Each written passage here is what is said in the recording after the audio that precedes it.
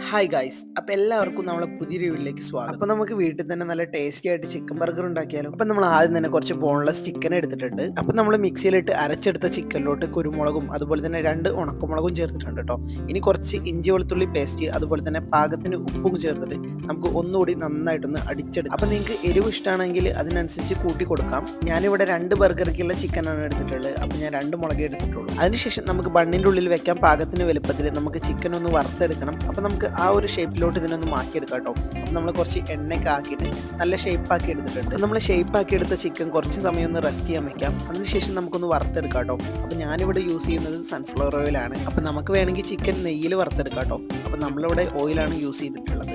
അപ്പം നമ്മൾ chicken വറുത്തെടുക്കുമ്പോൾ law ഫ്ലെയിമിലിട്ടിട്ട് വേണം വറുത്തെടുക്കാൻ.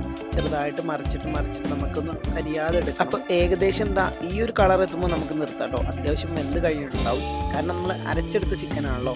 അത് കഴിഞ്ഞിട്ട് നമ്മൾ കുറച്ച് മയനൈസ് റെഡിയാക്കി വെച്ചിട്ടുണ്ട്. അപ്പോൾ മയനൈസ് ഉണ്ടാക്കാൻ അറിയാത്ത കൂട്ടുകാരാണെങ്കിൽ നമ്മൾ മയനൈസ് ഉണ്ടാക്കുന്ന വീഡിയോ നമ്മുടെ ചാനൽ അപ്ലോഡ് ചെയ്തിട്ടുണ്ട്. അപ്പോൾ പച്ചമുട്ട കൊണ്ടും അതുപോലെ തന്നെ പുഴുങ്ങിയ മുട്ട കൊണ്ടും നമ്മൾ ഉണ്ടാക്കിയിട്ടുണ്ട്. അപ്പോൾ അതിൻ്റെ ലിങ്ക് ഞാൻ താഴെ കൊടുക്കാം. അപ്പോൾ കാണാത്ത കൂട്ടുകാരാണെങ്കിൽ ഉറപ്പായിട്ടും കാണാം.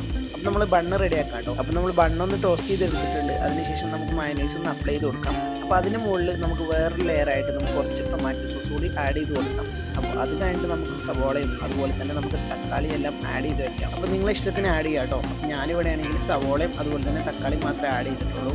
അത് കഴിഞ്ഞിട്ടാണ് നമ്മളെ ചിക്കൻ വെച്ചത്. അപ്പോൾ നമ്മൾ ചിക്കൻ വെക്കുമ്പോഴും ഒരു ലെയറായിട്ട് നമ്മൾ മയനൈസ് ആഡ് ചെയ്തിട്ടുണ്ട്.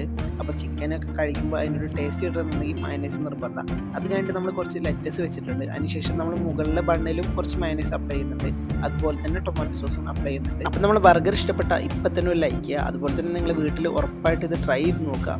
മസ്റ്റ് ട്രൈ ആണ്, നല്ല ടേസ്റ്റ് ഉണ്ട്. അപ്പോൾ എല്ലാവർക്കും ട്രൈ ചെയ്യാം, എളുപ്പത്തിൽ ഉണ്ടാക്കാൻ പറ്റുന്ന ബർഗർ തന്നെയാണ് കേട്ടോ. അപ്പോൾ നമ്മുടെ വീഡിയോ ഇഷ്ടപ്പെട്ട ഉറപ്പായിട്ടൊരു ലൈക്ക് ചെയ്യുക. അപ്പോൾ നമ്മുടെ ചാനൽ ആദ്യമായിട്ട് കാണുന്ന കൂട്ടുകാരാണെങ്കിൽ ഉറപ്പായിട്ട് സബ്സ്ക്രൈബ് കൂടെ ചെയ്ത് വെച്ചേക്കുക. അപ്പോൾ നമുക്ക് ഇതിലും നല്ലൊരു അടിപൊളി വീഡിയോ ആയിട്ട് അടുത്ത ദിവസം കാണാം. അപ്പോൾ എല്ലാവർക്കും ബൈ ബൈ.